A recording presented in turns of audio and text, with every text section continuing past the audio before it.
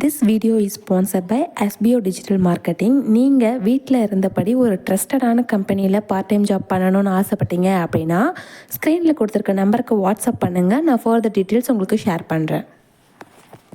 Skip பண்ணாதீங்க, பெரிய தப்பு. தினம் 300 ரூபாய் சம்பாதிக்க அரிய வாய்ப்பு. இன்ஸ்டாகிராம், ஃபேஸ்புக் பயன்படுத்த தெரிந்தால் போதும். Content post and content publishing மூலமா தினம் 300 ரூபாய் சம்பாதிக்கலாம். இந்த வேலை செய்ய 5 நிமிடம் போதும். Work training support, group communication support, all language customer live chat support, முக்கியமா சொந்தமா ஒரு பிசினஸ் ஸ்டார்ட் பண்ற அளவுக்கு உங்களால கற்றுக்கொள்ளவும் முடியும், சம்பாதிக்கவும் முடியும். இந்த வேலை வாய்ப்பு வழங்குவது 5 வருடத்திற்கு மேல ரன் ஆகிட்டு இருக்க நம்ம தமிழ்நாட்டு company school of business organisation private limited. மேலும் விவரங்களுக்கு டிஸ்கிரிப்ஷன்ல கொடுத்திருக்க நம்பருக்கு வாட்ஸ்அப் பண்ணுங்க. இன்னைக்கு டெய்லி யூசிங் சென்டென்சஸ்ல நம்ம பார்க்க போற முதல் சென்டென்ஸ், நான் ரொம்ப குழம்பி போயிருக்கேன் அப்படின்னு சொல்லுவாங்க இல்லையா. ஏன் என்னை குழப்புற, நானே ஏற்கனவே குழம்பி போயிருக்கேன் அப்படின்னு சொல்றது, இல்ல நான் ஆல்ரெடி குழம்பிதான் இருக்கேன் அப்படின்னு சொல்றதெல்லாம் பெர்ப்ளெக்ஸ்ட் அப்படின்னு சொல்லுவோம். பெர்ப்ளெக்ஸ்ட் அப்படின்னா நான் ஏற்கனவே குழம்பிதான் இருக்கேன், குழப்பம் அடைஞ்சிருக்கேன், அந்த மாதிரி சொல்றதெல்லாம் பெர்ப்ளெக்ஸ்ட்னு சொல்லுவோம். நான் இப்போ என்ன செய்யணும் சொல்லுங்க, நான் இப்போ என்ன செய்யணும் அப்படின்னு நம்ம கேட்போம் இல்லையா. ஒரு கொஷின்ங்க, நான் என்ன செய்யணும் இப்போ அப்படிங்கிறத what should I do now, what should I do now அப்படின்னு கேட்கலாம்.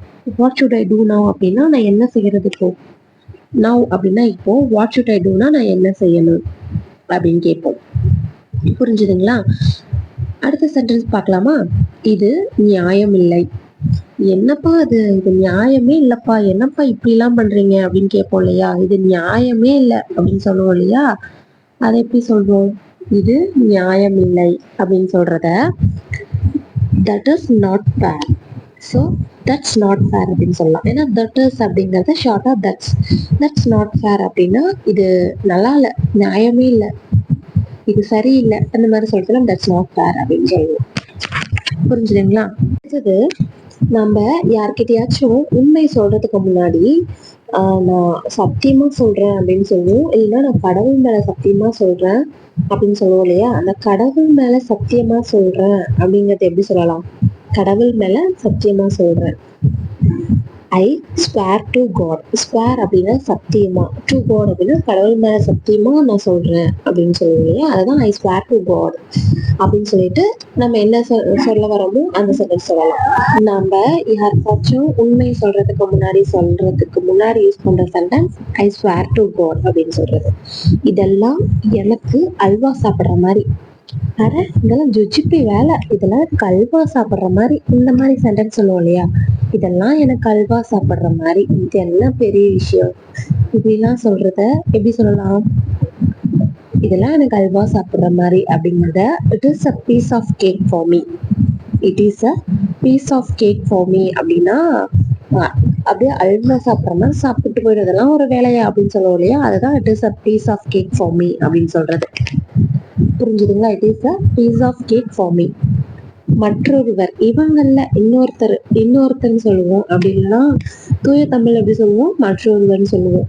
ஸோ அதை எப்படி சொல்லலாம், இவர் இல்லம்மா, இவரு இல்ல, நான் சொன்னது இன்னொருத்தர் அப்படின்னு சொல்றது, இல்ல மற்றொருவர் சொல்றதும் someone else அப்படின்னா யாரோ ஒருத்தர், மற்றொருவர் யாருன்னே தெரியாத ஒரு someone else அப்படின்னு சொல்றது.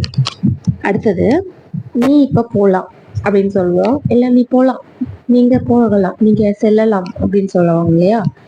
நீ செல்லலாம், நீங்க இப்ப போலாம், நீ போலாம், இந்த மாதிரி சென்டென்ஸ்லாம் யூ மே கோ அப்படின்னு சொல்லலாம். இதுவே நீங்க இப்போ போலாம் அப்படிங்கறத யூ மே கோ நவ் அப்படின்னு சொல்லலாம்.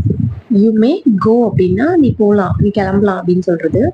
யூ மே கோ நவ் அப்படின்னா நீ இப்போ போலாம், உங்களுக்கு எந்த வேலையும் இல்லை, நீங்க இப்போ போலாம். You may go now, please you may go now அப்படின்னா அந்த விஷயம் இப்போ போலாம் நீங்க அப்படின்னு சொல்லுவோம். அது புலம்புவதை நிறுத்து.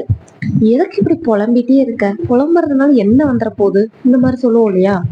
இந்த புலம்புவதை நிறுத்து அப்படின்னு சொல்றத நம்ம எப்படி சொல்லுவோம் அப்படின்னா ஸ்டாப் வைனிங் சொல்லலாம்.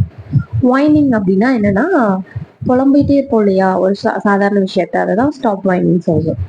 இந்த மாதிரி டே டு டே லைஃப்ல நம்ம பேசுற சென்டென்சஸ் தான் உங்களுக்கு நான் கொடுத்துட்டு இருக்கேன். மறக்காம சேனலை சப்ஸ்கிரைப் பண்ணி உங்க சப்போர்ட்டை கொடுங்க. அது எனக்கு இன்னும் அடிஷனல் மோட்டிவேஷன்.